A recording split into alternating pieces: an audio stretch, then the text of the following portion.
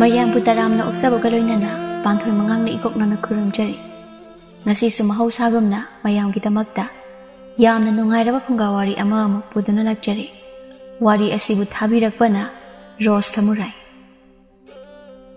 Thaina mamangaida khul amada matai manau ani leirami nupadugi mingna Thawan aduga magi nupi adugina pati haina gaurami kuman kaya hokre aduga pati magi laibakta macha amata uzabadi ngamlamde lai kaya khurum macha ubagi mami amata uramkhide maduda khanbada thawai yamna wajarami matai manau ani do adubu aduk nungsinna lemina jarami ani do awat apa tathok tasen tawna duna nungaina leminarami adubu sembiri mapu mahaksu ani dugi awaba yengba ngamdrabra nongmagi namit amani Thawan do patanga phaduna leiringe angang ama kapukpagi makhol ama taraklami mama ido hut hut leiduna khonjel adugi maikai thiraklami adubu ure magi manak inak nakna phi mayom ama taribado pairam baludu thadaramlaka changsilei kobliba phi do hangdoklubada pokpada ngairiba angang nupi macha ama yaurami Thawan angang adu ingangakna tapna pamkhali madudada ngasaidagi law khongduna kaplamba angang do khangtok tokhiduna mamit macha do pangbang ngaboi ngamdabo yenglei Thawan da matawdu ubada momo nokchei Thawan do ngakna su yengli karamna pokpada ngairiba angang asina karamna marol thoklibano haina mafam asidadi kanana thanamlibano khanna akoi baduda yengbada kana su udrabada thuna angang adu puduna yum tamna lakle yum yorabada magi loina bibu kaure dari brahma mapandam thorungni pati su kaidawrabano khanna thori kaidawbirage kaino ngasidi ngalida kaino adude du yengone nungsidra ngangse pati madi angang adu ubada harawbana masado kaino madawkhre wahang pahang tawruda mapurebadagi angang du phat lawraga mana oina pamkhre pati do khonjal tanik tanik angang aduda nuksina yengjaduna hairi mapa sibo aigi isaro amto khumo aigi isaro sibo Thawan samagi nupi do constant biraga mane ibani gi isane mapu mahangna thausan biduna ibani gi awabase kokhalabane hujukti asumna akhunba macha adubu macha sangi yokjakhirami matai manau aniduna nungsina macha adubu apikpi hainasu mingthon birami laibak mana pharisu apikpini hek lakpadagi magi makhada itha thajadana maupa amasu phangderami adubu maupa ado miron thungdaba ama haibudo oirami matamgi matung ina apikpisu chahi mapan haigli masaksu aduki matik nungsi apikpi wahai wata yamna nungsiba mi bu sambahi bagi magul amasu yaurami mi khudingmakna nungsidaba amata yauramde apikpi mangonda adubu sangana manghale haibaduni isam jamjaba Thawan do mayamgi miwasingna magi mabu olaklami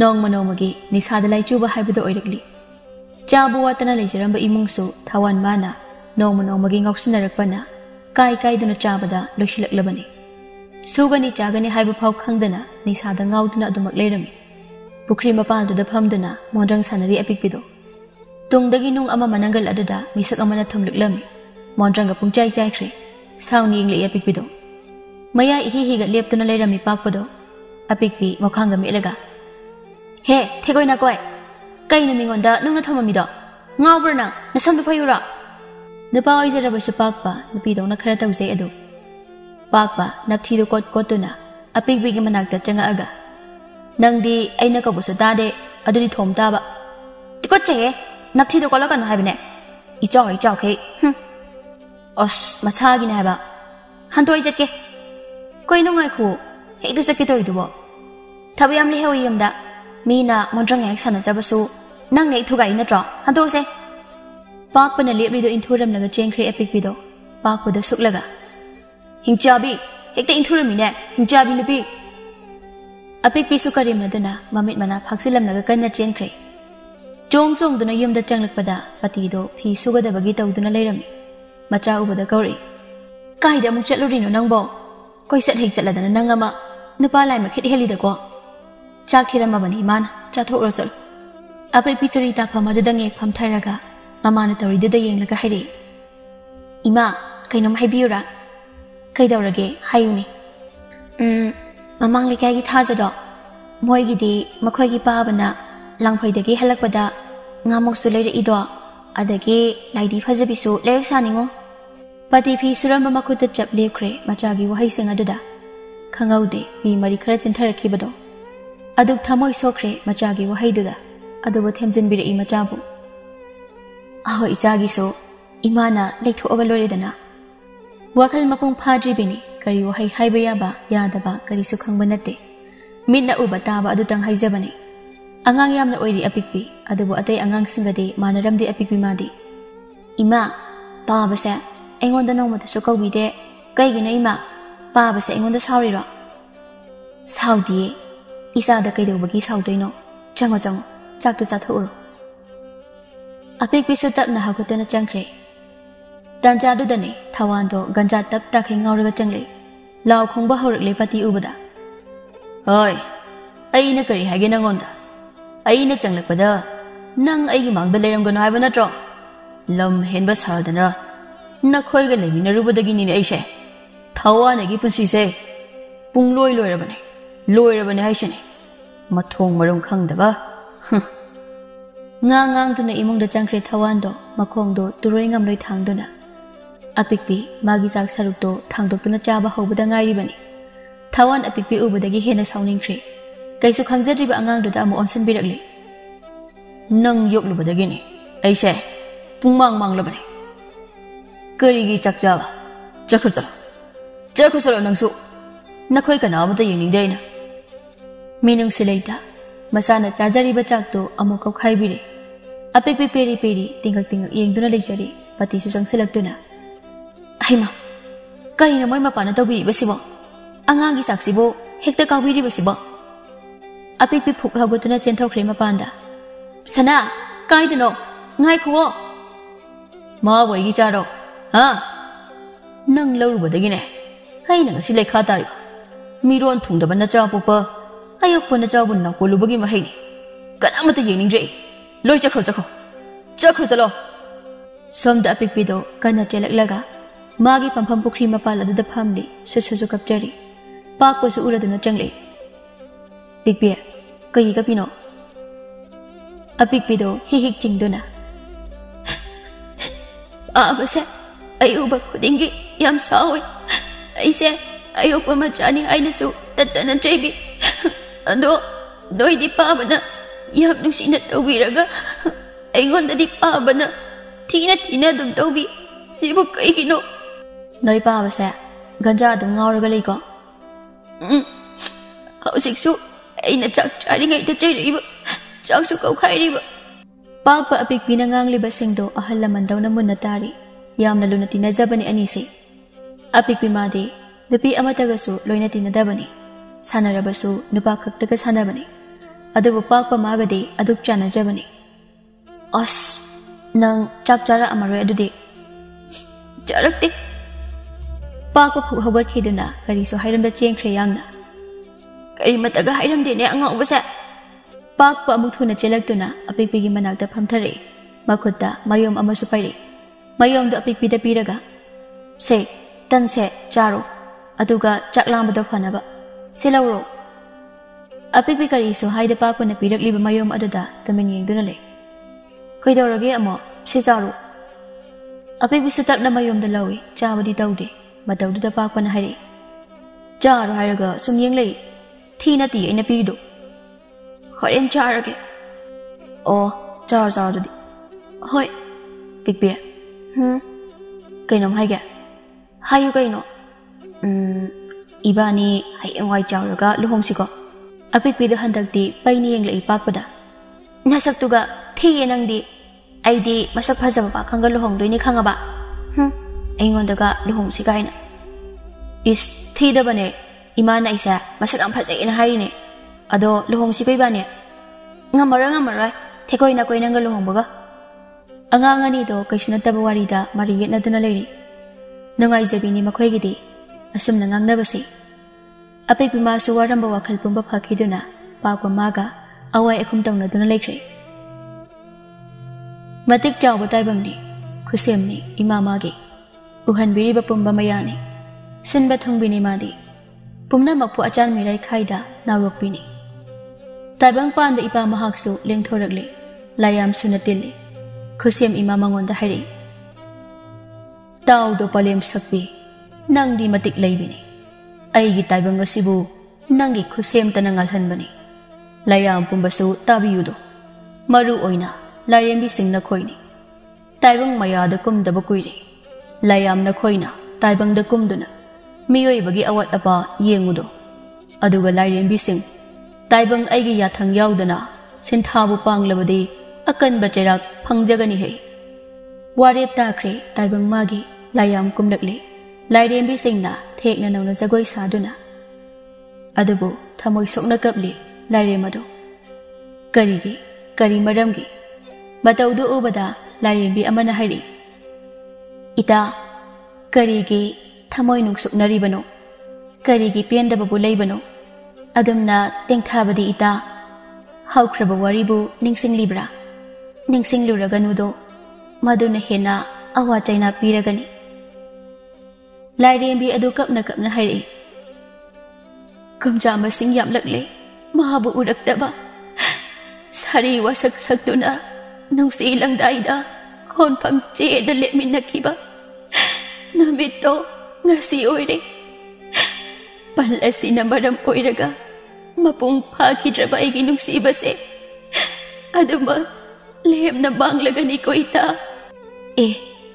nawapi sak adudi ita mahadi taibang barakta taibang chinjak putchadu na laikredo adubu ita mama ibu lawbana maraibak thibi oiredo karino hairibasibu ita aigi wakhanna lamba phangdre ita gi wase to ase ita adubu taibang bapu mana thaujan birabadi ai mahaga amuktang unajaningi nikup amatang oirabasu pukminna janingi do ita mangau thibi apikbini lam khuding yobini mataudo nupalai masukit henmani लंपाक्तुदा अंगांग नुपा मजा खरा सानरिबदुदा यावगे हाइरी मासु अंगांग खरा चावुदुना हाइरी यारे यारे अपिपि यावबो यारे नुपि मरक्ता सानबा याद्रो नंगबो नुपा मरक्ता असम यावनिंगिसे चलो चलो यावबो यारे अपिपिसु इपिक हेपिक हे मरि तौरी कइनो वांगबा नंगी से यावरदि अइना ngamख्रानि खालि नद्रो मिकी थे यारे यारे अइ याहनदबा यारे खुलकपा मचा याहनदिसिदा अपिपिदो हंतगी वहाइदुदा साउनिंगबना लोइख्रे संगसिंदुना नुपा मचा अदुगी मसमदु लामदुना हेक्ता फोइख्रे करी कनाना दुमाइना हायु हाय अइसे खुलकपा मचानिदि कनाना हाय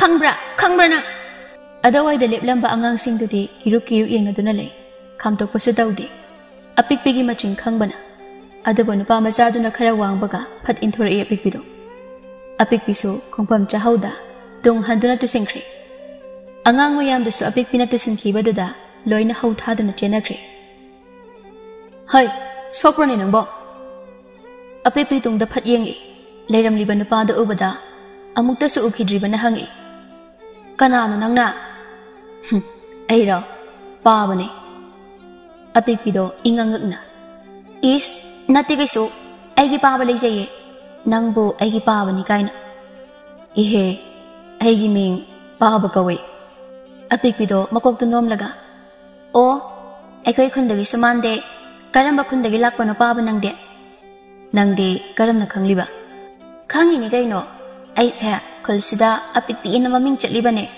अइ खंगदबा अमता लेतबने अदो पाबा नंगदे नसक्सु याम फजेंगो नंगसु फजै अपिपी इकाइरु कदौना लेरि नुंसिरब्रा मतौदो अदु पाबदुना नंगबो नपासिंगा सानबा पामब्राने कमाय खंगिनो पाबा नंगदे ना हौजी खनरमीदुदि अदुदा खंगिनी पामे अदो इमानादि यामना चै नुपीसिंगा सानवना अइदि तल्ले अदो पाबा अपिकपिगी मकोक्तो नंथबिरगा सिदैदिने पाबगा अदुम सानरदबने नुंतिगी लाक्तोरा पाबा नंसिदा याये अदो अइगी ngamo ahawbu leruko lerake nangbo ima pabana luna tawibrane apikpi handaki wahangdudadi tami lekhre nganglam chimbal desu chap lekre aduga phuk hawgatuna kana chenkre kariso hairamda paaba tumin yengduna lehawi apikpina chenkhibaduda nungdangi matamni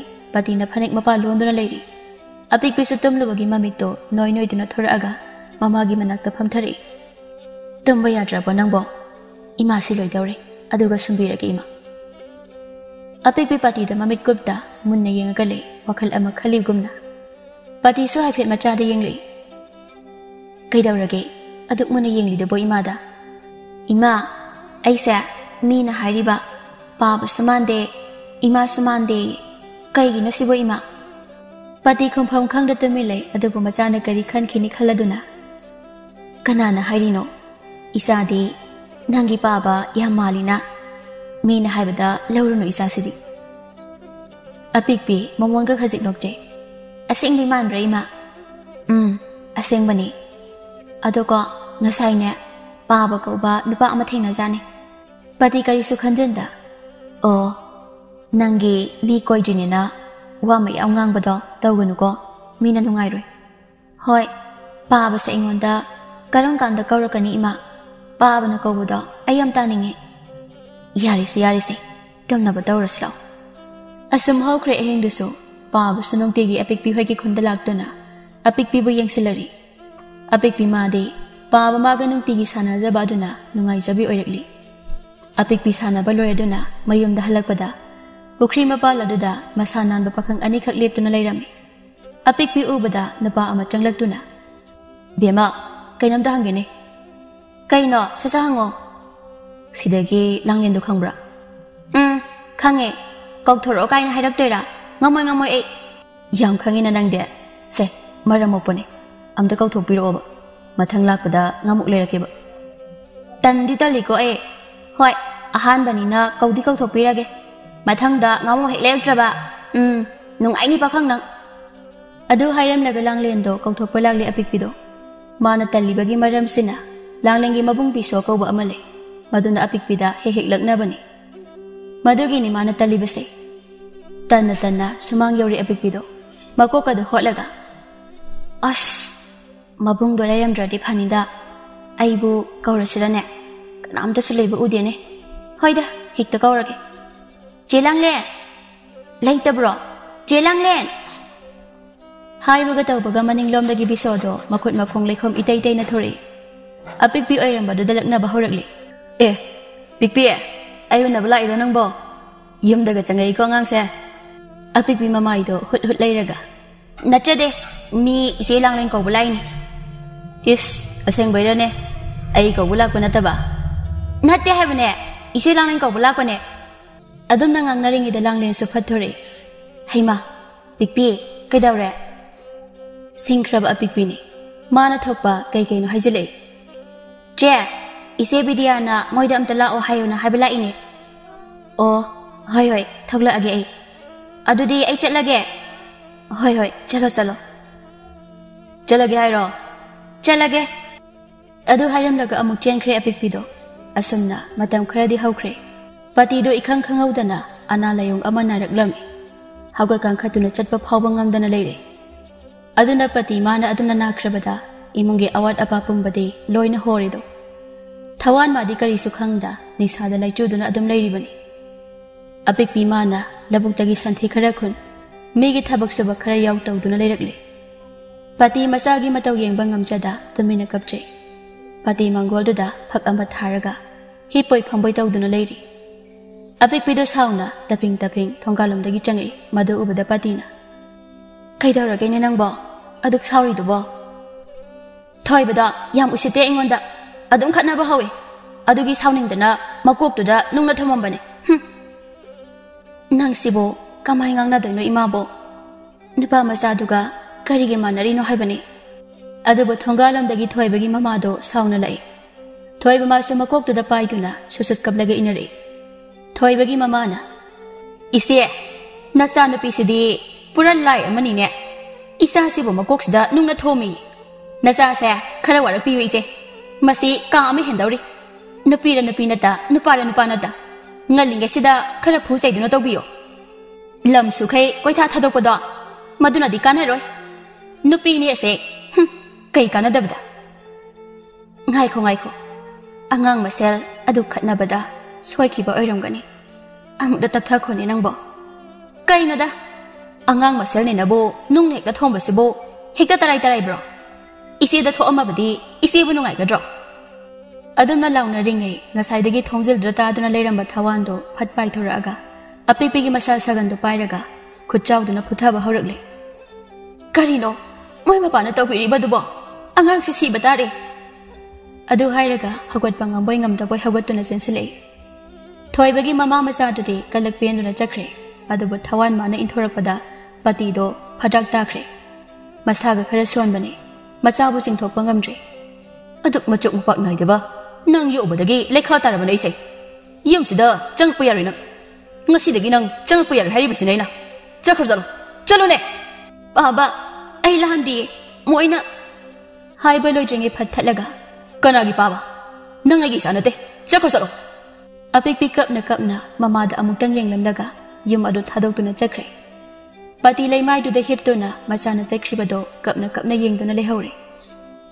Nungdang oiradu phau apik pi madi hanjilaktre. Pati kapna adumak leiri mangol duda amuk thoktuna yengjai. Adabu uge phangje masagi saktamdo. Somdana apik pi pokri mapal aduda phamduna tumi leiri. Chaksu langbana loirabani adabu mabuk aduda kanna paiduna khangli. Tanjaruda karomdagi no pabudu lai. Hai, sana, kaidoribano nang disida, nungdang sida. Apik khumde. Pabuda chena konsinduna kapli. Se, pabuda hayu se. Sumaina nungdang da lebasa phatte. Paba nangi yum phabu thinbige.